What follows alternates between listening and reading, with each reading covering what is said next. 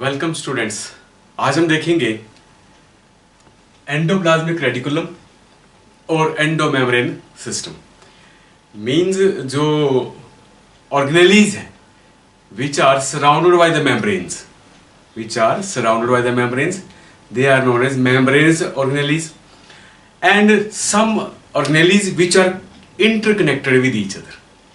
Some organelles which are interconnected with each other, they are known as, they are forming the endomembrane system. उनको हम बोलते हैं endomembrane system. Basically the membranes, जो membranes जो organelles covered हैं, they have distinct structures and having distinct functions.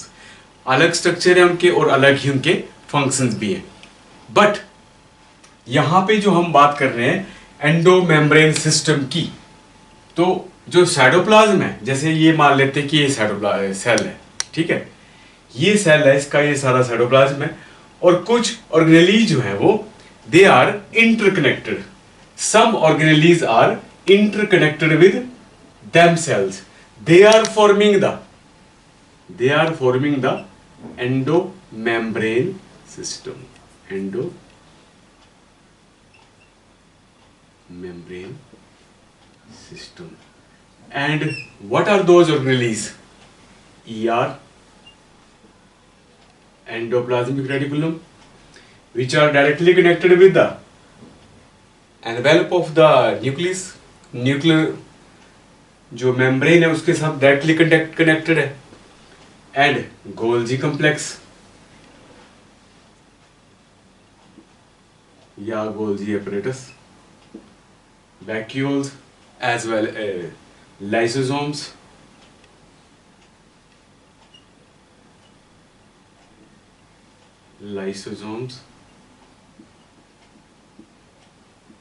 and some vacuoles. Okay, and some vacuoles. These are interconnected among themselves. They are forming the endomembrane system. ये आपको पता लग गया, ये जो आपस में इंटरकनेक्टेड. अगर हम बात करें कि माइटोकॉन्ड्रिया है या क्लोरोप्लास्ट है, they are not interconnected with themselves, so they are not included in the endomembrane system. While कि वो भी मेम्ब्रेन से ही कवर्ड है, बट यहां जो हम बात कर रहे हैं some membranes, the organelles which are covered by the membranes, but they are interconnected with among themselves. एक पार्ट दूसरे से कनेक्टेड और उसका ही कोई पार्ट वहां से पिंच ऑफ होके निकल के सेकेंड पार्ट या थर्ड पार्ट उसका बना रहा है. ये हम बात कर रहे हैं, they are known as endomembrane system. इसी में हम बात करते हैं. सबसे पहले बात करेंगे एंडोप्लाज्मिक रेटिकुलम. देखो आपको सबसे पहले ये चीज आती है दिमाग में, endoplasmic and reticulum. Endo means inside, plasmic means content of cytoplasm. Okay, मतलब साइटोप्लाज्म का कंटेंट होगा. रेटिकुलम यहां पे है ट्यूब्यूल्स का नेटवर्क सा, कोई ट्यूब्स ही है. ये मान लेते हैं कि कोई ट्यूब जैसी है, ये इस तरह से.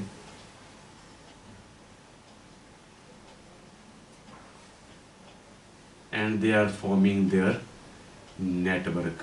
ये इस तरह से जो नेटवर्क सा बनता है, that is known as reticulum.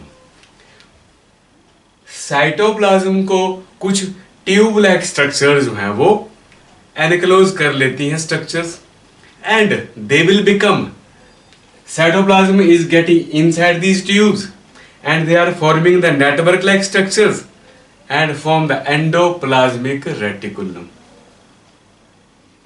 So the organelle become endoplasmic reticulum. Clear? Now what happens, where it is located? This one is a nucleus in the cell. मैंने आपको सामने अभी वहां पे सेल दिखा रखा है. ये सेल के अंदर न्यूक्लियस दिखा रखा है. ये न्यूक्लियस मैंने यहां से बाहर निकाल लिया आपको समझाने के लिए. और it is interconnected with its envelope. ये इसका एनवेल्प है, means membrane of the envelope का मतलब है मेम्ब्रेन। कहीं इसको लेके आप कंफ्यूज ना हो, डबल लाइनें बना रखी हैं, इसका मतलब ये है कि ये डबल लेयर्ड है, मींस डबल मेम्ब्रेन है।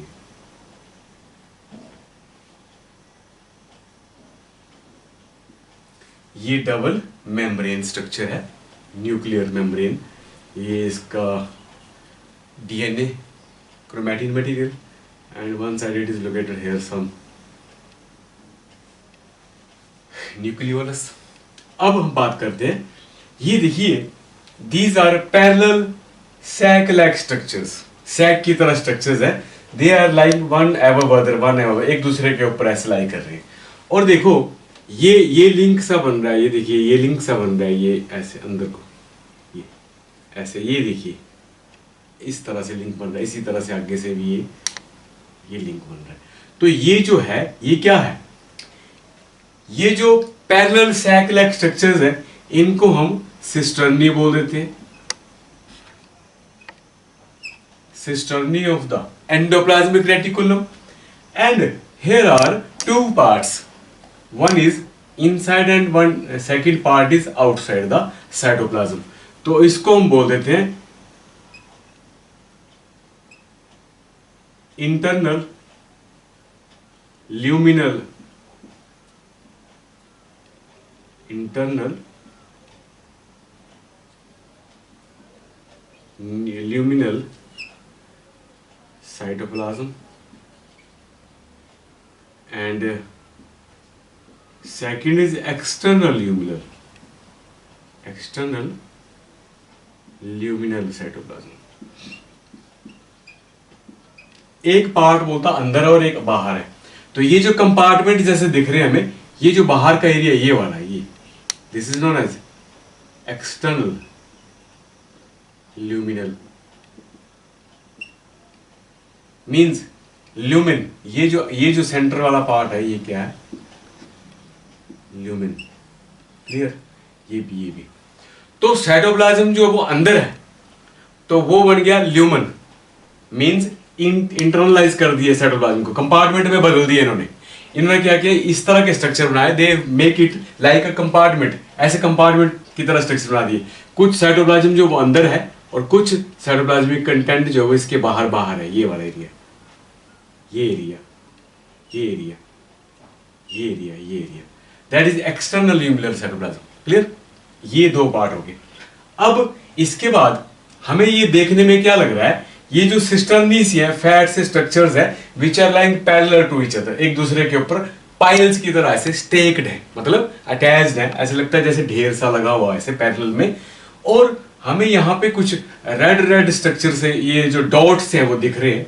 ये रेड डॉट का क्या मतलब हुआ, ये जो है दीज आर राइबोसोम्स,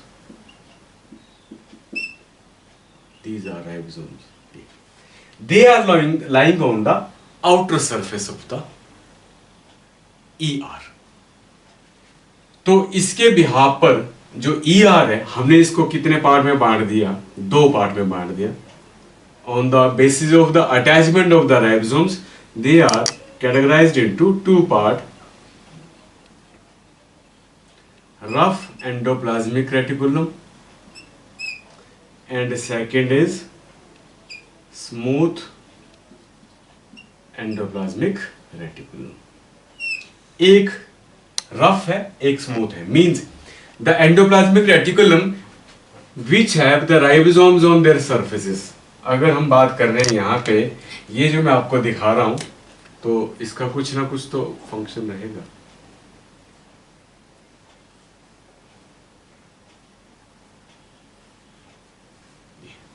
अगर हम ये देखेंगे तो their outer surfaces are lined with ribosomes। Ribosomes are lying on the outer surfaces of the ER and they make it rough, or what they do, they bring the mRNA here, these are ribosomes,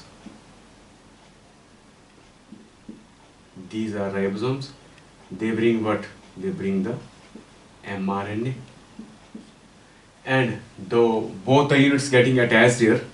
अगर हम इसकी जरा सी मैं structure आपको यहाँ दिखाऊं, ये जो है ये मेम्ब्रेन के पास से, तो ये यहाँ पे इस तरह से,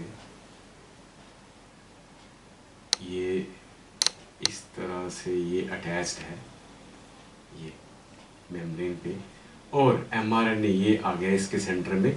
इस तरह से tRNA यहाँ पे आते जाएंगे और प्रोटीन जो है वो बन के इस तरह से कहाँ जाएगी, यहाँ आ जाएगी। प्रोटीन ये बनी और यहाँ पे आके बन के, दिस इज प्रोटीन।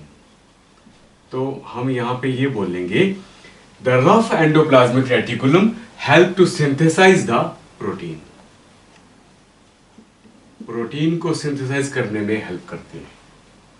इतना पता लग गया। Later they will be carried by their lumens and they will be changed into another structures. Those structures are known as their tubes. इनके बाद इनकी यहां से ट्यूब्स निकलती हैं ऐसे, and the ends of the tubes they got pinch of getting swollen like structures. इस तरह से ये स्वोलन स्ट्रक्चर डेवलप होते हैं इनके एंड्स पे जाके। ये दीज आर नोन एज, इनको क्या बोल देंगे हम, वेसिकल्स बोल देंगे। और ये क्या है, ये है ट्यूब्यूल्स। ये क्या है, ये क्या है, वेसिकल्स, राउंडर सी स्ट्रक्चर्स। और एक चीज और हम नोट कर रहे हैं यहाँ पे, आप भी देखो ध्यान से कि इनके सरफेसेस पे मैंने कुछ भी अटैच नहीं किया हुआ है।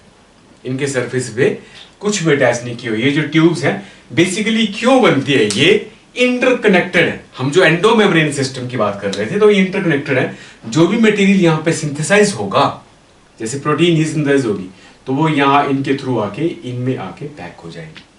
तो वेसिकल्स क्या करेंगे, वेसिकल्स यहाँ पे फिर डिटैच हो जाएंगे और इस तरह से ये आ जाएंगे ये, और इसके अंदर ये प्रोटीन्स पैक होके यहाँ पे आएंगे इन द वेसिकल्स। क्लियर पता लग गया आपको। ये है रफ एंडोप्लाज्मिक रेटिकुलम की मैंने आपको बात करी। सरफेसेस पे लाई करते हैं, इसीलिए they are looking like the rough structure बनाते हैं। और इसमें इसका रोल क्या बेसिकली रहता है, they synthesize the protein and help to secrete, secretion में भी हेल्प करते हैं। They help in the secretion also. कैसे, ये इस तरह से ये सिंथेसाइज करते हैं। ट्यूब्स में आने के बाद वेसिकल्स में पैक हो जाते हैं और वेसिकल्स पिंच ऑफ होके बाहर निकल जाते हैं। यहाँ से ये पिंच ऑफ होके निकले बाहर, और in this way they can help them in the secretion, बाहर निकलना, कैरी करके यहाँ से सेल के सरफेसेस तक पहुंचाते हैं और एक सेल से दूसरे सेल तक फिर इनको ट्रांसपोर्ट करने में भी हेल्प करते हैं। तो सिक्रीट करने में इस तरह से ये हेल्प करते हैं। आई होप कि ये पता लग गया होगा आपको। उसके बाद हम बात करते हैं स्मूथ एंडोप्लाज्मिक रेटिकुलम। नाम से लग रहा है कि स्मूथ का मतलब है कि their surfaces are not lined with the ribosomes, तो इनको हम बोल सकते हैं smooth, smooth ER. Smooth endoplasmic reticulum वो हुए जिनकी सरफेसेस पे कोई राइबोसोम्स अटैच नहीं है। Simply they are known as smooth endoplasmic reticulum. What the SER, what is their role, they synthesize lipids। इनका बहुत ज्यादा रोल रहता है। they synthesize the lipids in animal cells। in animal cells what they do, they synthesize steroids etc which are like lipids, जो lipid की तरह ही होते हैं। they are forming the steroids in the case of mammals etc, human beings की अगर बात करें, in the liver what they do, what SER do in the liver, they detoxify the toxic substances। जो poisonous substances होते हैं उनको क्या कर देते हैं, वो डिटॉक्सीफाई कर देते हैं। उसका पॉइजनस जो ग्रुप होता है वो हटा के इसको नॉर्मलाइज करने की कोशिश करते हैं। डिटॉक्सिफिकेशन लीवर में करते हैं। और मसल्स की अगर हम बात करें, in the case of muscles, the SER what they do, they help to release the calcium ions. Calcium ions को ये रिलीज करने में हेल्प करते हैं, which help in the contraction of जो मसल्स होता है उनमें ये हेल्प करते हैं। तो स्मूथ एंडोप्लाज्मिक रेटिकुलम का जो रोल है, लिपिड का सिंथेसिस करते हैं ये, और सिंथेसाइज करने के बाद उसी तरह से वेसिकल्स में पैक होके ये फिर आगे जाते हैं। तो इसका अगला कैरेक्टरिस्टिक जब इससे लिंक्ड करेक्टर आएगा, मींस इसका आएगा, ये जो हम बात कर रहे हैं गोल्जी एपरेटस का, गोल्जी बॉडीज का, उसके साथ ये लिंक में रहेगा। तो यहां तक अगर आपको पता लग गया, और मेरे को लगता है कि कोई मुश्किल नहीं होनी चाहिए आपको। ईआर की मैंने बात करी आपसे, एंडोप्लाज्मिक रेटिकुलम किस तरह से होता है, इंटरल्यूमिनल और एक्स्ट्राल्यूमिनल एरिया कौन सा होता है, और रफ और स्मूथ एंडोप्लाज्मिक रेटिकुलम की बात कर ली। ये सब क्लियर हो गया आपको। और स्मूथ में मैंने आपको ये बता दिया, रफ में आपको बता दिया राइबोसोम सिंथेस, प्रोटीन सिंथेसिस करने का रोल, और साथ में सिक्रीशंस का रोल भी ये करते हैं। और यहाँ पे लिपिड सिंथेसिस की बात करी, और स्टेरॉइड्स की एनिमल्स की सेल में लीवर में डिटॉक्सिफिकेशन का रोल भी करते हैं by replacing the poisonous groups जो होते हैं जिनकी वजह से पॉइजनिंग होती है, और जो मसल्स हैं उसमें कैल्शियम आयंस का रिलीज करने में ये हेल्प करते हैं। इसके बाद हम नेक्स्ट देखते हैं Golgi apparatus which are linked with each other.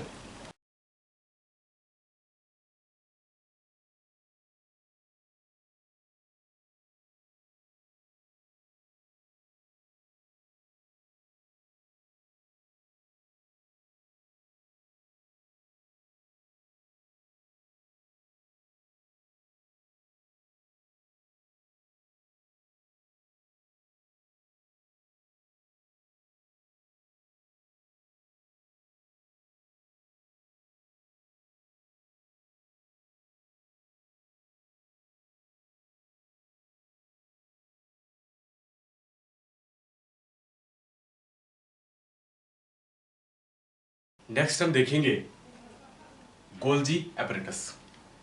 Golgi apparatus या गोल्जी बॉडीज, इनको first time under the electron microscope they were observed by the Camillo Golgi in 1898 में इसको ऑब्जर्व किया गया था। How they appear, they were appearing like dark stained granular structures, dark stained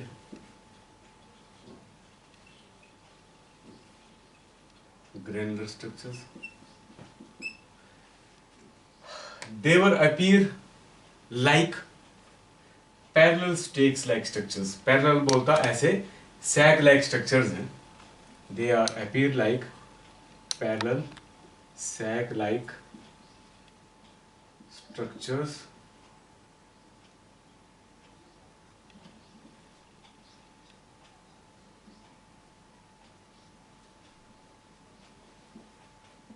parallel sag like structures staked together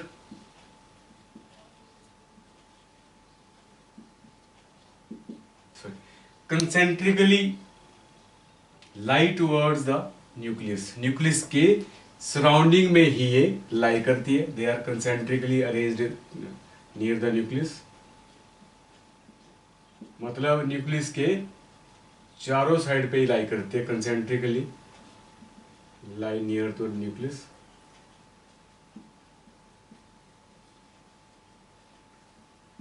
These parallel stakes or sac-like structures are known as cisternae, and their size varies from 0.5 to 1 μm in diameter. ये इनका size रहता है, ये इनका इस तरह की arrangement रहती है. और सिंगल फॉर्म में ये ज्यादातर एनिमल्स में एक ग्रुप में रहते हैं. In animal cells lie in single group. In plants they are lying in complex forms. In plants they are in form of complex and varies in number. Number में थोड़े ज्यादा हो जाते हैं तो उनको वहां पे हम बोल देते हैं डिक्टियोसोम्स.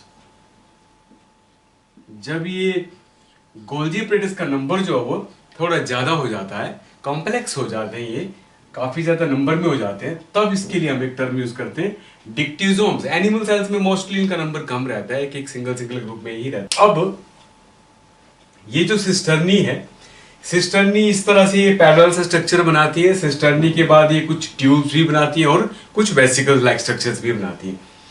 तो इनकी सिस्टर्नी की जो स्ट्रक्चर है वो they have convex structures and concave structures. So they have some convex forms like this. They have some convex forms. ये इनकी convex forms है, convex forms है, which are known as cis form, cis face. This is cis face lying towards the near to the ER. ER के बिल्कुल ये पास होते हैं। ये है ER, ER के बिल्कुल ये पास है cis face, also known as forming face. इसको forming face भी बोलते हैं। It is convex shaped lying towards the ER. Clear? इतना आपको पता लग गया। convex shape है, cis face बोलते हैं इसको, और इसका एक और काम है, it is known as forming face. And another face is, this one is known as convex side is towards the, here is the convex area, that concave area, ये this is concave side, ये जो है concave side, this one is again a concave side, that is known as concave surface is known as transface, या इसको बोल देते हैं maturing phase. This phase is towards the opposite side of this side. Nucleus के बिल्कुल ही opposite side है towards the membrane side. And this is known as transphase या maturing phase बोलते हैं इसको। थोड़ा ये आपको पता लग गया। Cis phase and transphase, there are two parts in the Golgi apparatus, in the cisternae. Cisternae में ही, और अगर हम बात करें तो they are also forming the second part is tubules, and third part is also known as vesicles. ये parts भी यही बनाते हैं। अगर मैं ट्यूब्स की बात करूंगा तो ये है इस तरह से, and among them their ends getting swollen and pinch off and forms the vesicles. क्या बना देते हैं? इस तरह से ये वेसिकल्स बना देते हैं। अब एक चीज यहां पे हमें ध्यान देना है आपने कि हम क्या करेंगे, we have some vesicles here, ये हमारे पास कुछ वेसिकल्स हैं, they are synthesised in the ER, ER में वो पिंच ऑफ होके बनी थी, and they contain some particles, उसके अंदर कुछ सिंथेसाइज हुए थे पार्टिकल्स, वो यहां पे पहुंच गए, and they are transported and reached up to the cis face. कहां पहुंच गए ये? सिस फेस पे पहुंच गए सिस्टर्नी के, and they will join here, these parts will join here, यहां पे ये ज्वाइन कर लेते हैं with particles on the cis face, and then they get merged and send their particles, जो भी सिंथेसाइज हुए यहां पे particles, they are getting inside, may be proteins या अदर पार्टिकल्स मे बी, तो they are getting inside it. With these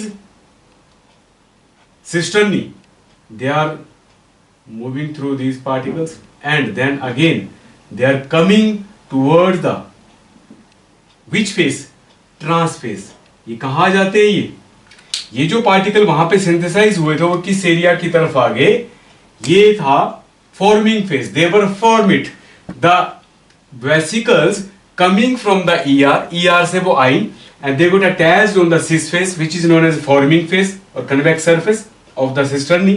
यहाँ join कर लिया, और यहाँ पे इन्होंने ये ज्वाइन करने के बाद इसमें ये मटेरियल रिलीज कर दिया, छोड़ दिया, और छोड़ने के बाद यहाँ से ये ट्रांसपोर्ट होके किस तरफ को आ गया? इसका जो कनकेव सरफेस था जिसको हमने ट्रांसफेस बोला था, trans face is known as maturing face, और जो मटेरियल थे ये यहाँ पे आके इसके पास कलेक्ट हो गया सिस्टर्नी के जो ट्रांसफेस था, and they got pinch off and form some vesicles, ये यहां पे ये पिंच ऑफ हुए एंड दे फॉर्म वेसिकल्स। इन्होंने क्या कर दिया?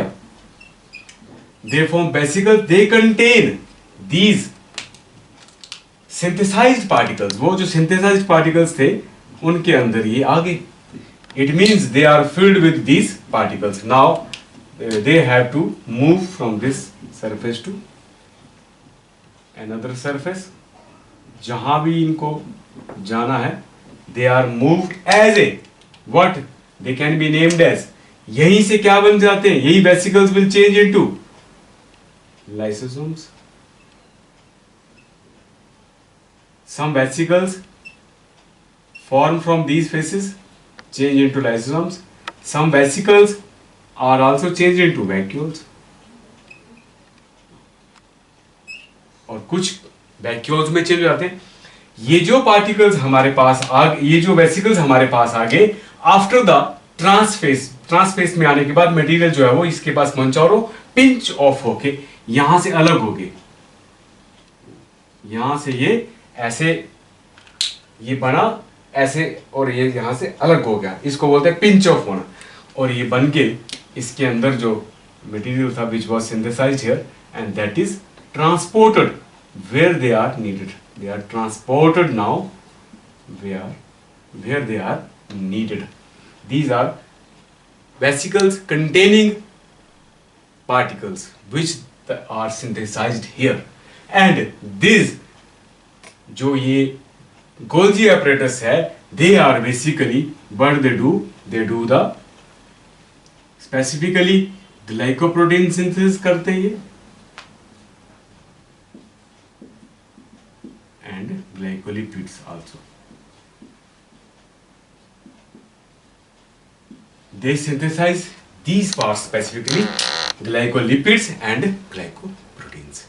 ये यहाँ पे ये synthesize करते हैं. They are the part of endomembrane system because they are interconnected with each other.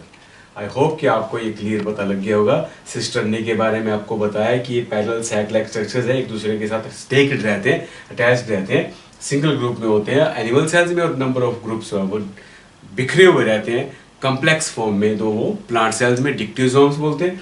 बाकी सिस फेस बताया मैंने, ट्रांस फेस बताया. सिस फेस में आपको बताया मैंने कन्वेक्स सरफेसेस हैं, वहाँ पे फॉर्मिंग फेस बोलते हैं उसको. हम फॉर्म करते हैं ये वेसिकल्स अटैच करने के बाद पार्टिकल्स को मूव करवाते हैं इनके थ्रू और बाद में पिंच ऑफ होकर यहाँ से जो वेसिकल्स बनती है they are carrying the material which is getting synthesised. तो ये लिपिड सिंथेसिस में भी हेल्प करते हैं and they also help to synthesise the glycoproteins and glycolipids. And I hope कि यहाँ तक आपको क्लियर पता लग गया होगा. The vesicles which are coming from the जो वेसिकल्स यहाँ पे ER से आई थी दे गॉट मॉडिफाइड. उनको यहाँ पे इन्होंने मॉडिफाई किया इन द ट्रांसफेस में आने के बाद these vesicles are again coated and then they are released, then they are ready for the secretions. उसके बाद इनको secrete करने के लिए ये रेडी कर देते हैं. मॉडिफिकेशन के बाद जो भी मटेरियल यहाँ पे आता है उसको मॉडिफाई करने के बाद ये कोट कर देते हैं, कोटिंग कर देते हैं. कोटिंग करने के बाद secretions के लिए रेडी हो जाते हैं. then they got secrete out.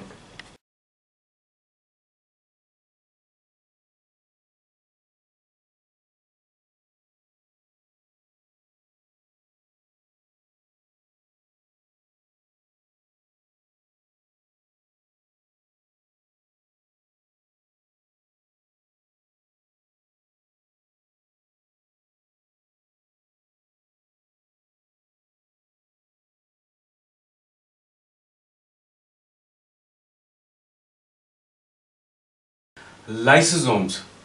These are the membrane-bound organelle. Membrane-bound organelle which is formed from the Golgi apparatus. ये Golgi body जो Golgi body से pinch off होके इस तरह से ये ऐसे होके pinch off होके ऐसे बन जाती है. And it contains the number of hydrolytic enzymes.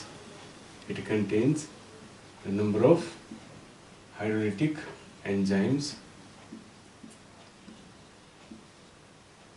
These are enzymes and this is membrane bound organelle is known as lysosome, a body which contains some hydrolytic enzymes. इस तरह की कोई बॉडी है जिसके अंदर digesting enzymes है, hydrolytic enzymes है. Those hydrolytic enzymes may be क्या क्या यहाँ पे हो सकते हैं? Proteases, carbohydrases, nucleases, lipases proteins को डाइजेस्ट करेंगे, they break down the proteins, carbohydrases carbohydrates को, they break the carbohydrates, and nucleases break down the nucleic acids, and lipases break down the fats. They are known as lysosomes. Membrane bound organelle है, इस तरह के इसके अंदर ये enzymes रहते हैं, and it forms from the Golgi apparatus by pinching off from their part like tubules and vesicles, that they form the vesicle. These are known as vesicles, and vesicle is basically they contain the number of enzymes. अब बात करते हैं कि on the basis of their character कि किस तरह का character जो है एक्वायर करते हैं. जैसे प्राइमरी लाइसोसोम की अगर हम बात करें, this body firstly is formed from the Golgi apparatus. Golgi apparatus से अगर कोई बॉडी बनती है, Golgi apparatus,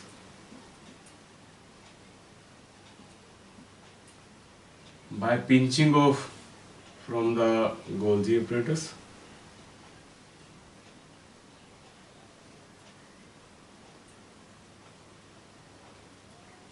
this is known as lysosome. When it contain the number of enzymes, this become primary lysosome.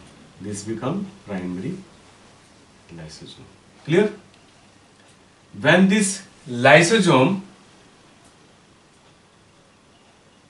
contains some food particles to get inside, अगर इसके अंदर कुछ enzymes के अलावा यहाँ पे if they are lying with some food particles and food particles are getting inside it, with the food particles, with enzymes, this lysosome become what? It become secondary lysosome. It become secondary lysosome. इसके अंदर जो food particles आ जाते हैं, ये food particles हैं. When the food particles getting inside this, तो ये क्या बन जाती है? सेकेंडरी लाइसोसोम बन जाती है. इसका मतलब है कि सेकेंडरी लाइसोसोम बनने के बाद it start to digest the large molecules into simpler molecules, fine particles. तो ये लार्ज पार्टिकल्स को कैसे शुरू कर देती है ब्रेक करना? Into small particles. Large molecules are broken into simple and small. Okay, and they start to release them out like this. For the, अगर हम ये मान के चलते हैं, ये है हमारा क्या है? सेल. ये सारा सेल है. तो they release the digested food particles inside the cytoplasm. Cytoplasm में छोड़ देते हैं इसको for use of the cell. कोई भी इंडिविजुअल उसके अंदर ये डाइजेस्टेड फूड पार्टिकल्स छोड़ देते हैं. अब the some of food particles remain inside undigested. इसके अंदर अब कुछ फूड पार्टिकल्स क्या बच गए? They have remained as it is undigested food particles. Undigested food particles remained with this body. अब इसी लाइसोसोम के अंदर कुछ फूड पार्टिकल्स अनडाइजेस्टेड रह गए, then this can be known as residual body. इसको क्या बोल सकते हैं? Residual body. इसको हम क्या बोल सकते हैं? रेजिडुअल बॉडी बोल सकते हैं. यहां तक क्लियर पता लग गया? And when the food particles getting inside, this can be named as phagosome. इसको हम क्या बोलते हैं? एक और नाम से भी बुलाते हैं, फेजोसोम. When it contains food particles, तो इसी वेसिकल को एक और नाम से भी बुलाते हैं, फेजोसोम बोलते हैं. फेजोसोम की ये डाइजेशन इस तरह से हो रही है, डाइजेस्ट होने के बाद ये फूड पार्टिकल्स को बाहर रिलीज कर देते हैं and remain undigested food particles. अब ये जो बॉडी बची इसको बोलते हैं residual body. And what happens, अब ये करेंगे क्या? इसको ये बाहर निकाल देंगे. It got attached with the cell wall, cell membrane, and start to release the undigested food particles या the debris of the cell, जो भी डेब्रिस है, जो भी बेकार मटेरियल है, वो इसको ये बाहर रिलीज करना शुरू कर देगा। This is known as exocytosis. इसको क्या बोल देते हैं? Exocytosis. This process is known as exocytosis.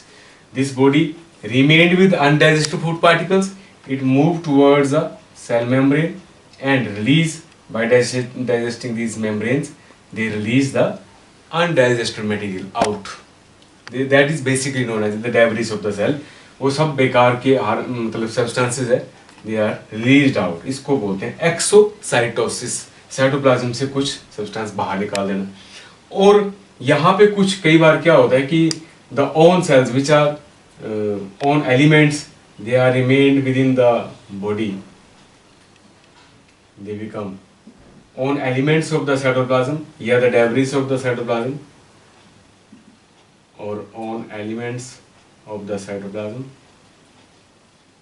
they are getting inside this and it become autophagosome। ये क्या बन जाता है? autophagosome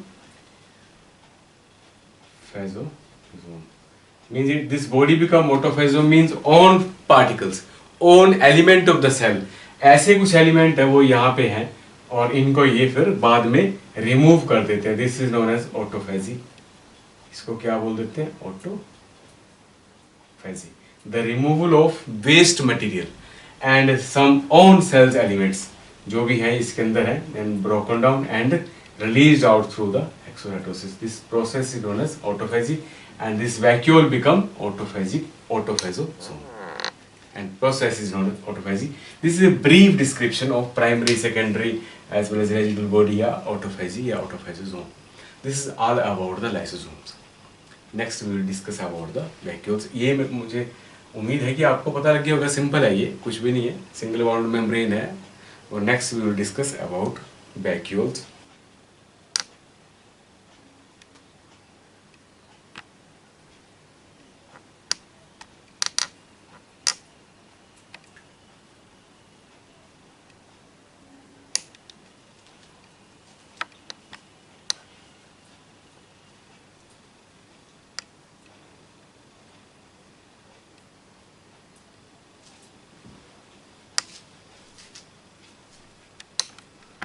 नेक्स्ट हम देखेंगे vacuoles. Vacuoles are also membrane bound structures. They are also covered by membranes. वो भी membrane से ही कवर्ड है, मेम्ब्रेन बाउंड ऑर्गेनेली है ये। It contains the salt, it contains the salt, other acids, sugar solutions as well as other waste materials, means which are not useful for the cell. They are also containing in this vacuole. And vacuoles for the, अगर हम बात करें in the case of animal cells, कुछ animal cells में ये lack करते हैं, and many animal cells they have vacuoles with the small sized and they do their job for remove the waste materials. Waste को ये remove कर लेते हैं एंड एक्सचेंज ऑफ आयंस में भी हेल्प करते हैं। लिमिटिंग ये जो मेम्ब्रेन है, means they are selectively permeable membranes होती हैं इनकी, मींस कुछ पार्टिकल्स को, आयंस को ये मूव कर, मींस सेल से बाहर और सेल से मूव आउट। ये साइटोप्लाज्म है, अगर हम बात करें ये साइटोप्लाज्म तक ये मूवमेंट होती है और साइटोप्लाज्म से यहाँ तक मूवमेंट है। जो वेस्ट मटेरियल है वो they are getting inside the cells. ये इनका बेसिकली रोल है। अगर प्लांट सेल्स की हम बात करें तो the 90% of the amount is lying in the vacuoles. 90% of the amount is lying within the vacuoles in plant cells, and they are maintained there. Tonoplast, this is known as tonoplast, which is responsible for the exchange of material. ये tonoplast बना देता है इसको और exchange करने के लिए help करता है विद इन द साइटोप्लाज्म।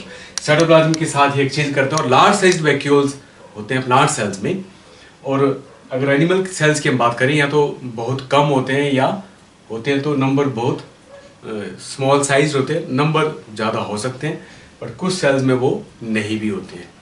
और मोस्टली जो प्लांट सेल्स की अगर हम बात करें, they are maintaining their tonoplast का मतलब है यहाँ पे कि एक टोन फॉर्म में रहते हैं, they are filled with fluid as well as salts हैं या कुछ इस तरह के कंटेंट्स हैं, अदर वेस्ट मटेरियल भी हैं एक्सचेंज के लिए, कुछ वेस्ट गैसेस भी हैं इसके अंदर, and they are maintaining the plant cells. Okay, plant cells को ये एक शेप टर्जिडिटी भी प्रोवाइड करते हैं, रिजिडिटी भी प्रोवाइड करते हैं। टर्जिडिटी का मतलब टर्जिड रखने में, उसको शेप को मेंटेन करने में और उसको एक स्ट्रेंथ प्रोवाइड करने में भी ये सपोर्ट करते हैं। आई होप कि थोड़ा आपको आइडिया लग गया होगा वैक्यूल्स का। वैक्यूल्स को हम 2-3 पार्ट्स में कैटेगराइज करने की कोशिश करते हैं on the basis of their contents, कि किस तरह के कंटेंट्स उसके अंदर भरे हुए हैं, तो उनको हम क्या क्या नाम देंगे। जैसे एक है सैप वैक्यूल, नाम से लग रहा है कि this whole material is basically known as sap, इसको क्या बोल देते हैं, sap. Ions, fluid and other waste, they are containing within the vacuole is also known as sap। उस सारे मीडियम को क्या बोल देंगे, सैप बोल देंगे। अगर हम बात करें सैप वैक्यूल की, तो सैप वैक्यूल ये एक वैक्यूल है। Vacuole contains some salts, sugars, amino acids and some proteins. These all whole mixture is known as sap and it maintains the turgidity as well as rigidity of the cell। उसको turgid रखने में, उसको भरा हुआ रखने में pressure create करता है towards the wall, cell wall की तरफ कोई प्रेशर क्रिएट करता है, और रिजिडिटी भी मेंटेन करता है, मतलब उसको स्ट्रेंथ भी प्रोवाइड करता है। इस तरह ये शेप जो है वो हेल्प करता है sap vacuoles, and also help to maintain the osmotic pressure. Osmotic pressure को भी मेंटेन करने में हेल्प करता है। It also help to maintain the osmotic pressure of the cell. Okay, osmotic pressure of the cell को भी maintain करने में हेल्प करता है। उसके बाद बात करें हम फूड वैक्यूल्स। फूड वैक्यूल्स में सिंपली बात करें, अगर सिंगल सेल्ड इंडिविजुअल ऑर्गेनिजम्स में ये पॉसिबल है, जैसे जो लाइक अमीबा है, उनमें क्या है, they contain some food and with lysosomes and this vacuole become food vacuole. Later they will digest, इसको क्या कर देते हैं वो, this food is getting digested, ये फूड है, and the body of lysosomes they will fuse together and form the vacuole that become food vacuole। later they will digest it। इस food को क्या करेंगे, डाइजेस्ट करेंगे। डाइजेस्ट का मतलब है ब्रेक करेंगे into simple and small substances, छोटे छोटे सब्सटेंसेस में तोड़ देते हैं उसको, and this is known as a food vacuole. I hope कि आपको पता लग गया होगा। मोस्टली ये सिंगल सेल्स के केसेस में हम बात करते हैं। फिर हैं कॉन्ट्रैक्टाइल वैक्यूल्स। कंट्रैक्टाइल वैक्यूल्स की अगर हम बात करें तो कंट्रैक्टाइल वैक्यूल्स हैं which contains the liquid among them to exchange it, means excretion का काम करते हैं, excretions में हेल्प करते हैं, they help in the excretion। तो मैंने थोड़ी सी शेप इसमें चेंज की, they are showing their movement। ये जो शेप है ये इस तरह से मैंने इसको थोड़ा सा वैक्यूल को इस तरह से शेप दी है। इसका ये मतलब है कि they are showing the movement and they are moving towards the membrane। Membrane की तरफ को ऐसे मूव करते हैं और मेम्ब्रेन से अटैच कर जाते हैं ये ऐसे, and they release the excretory wastes.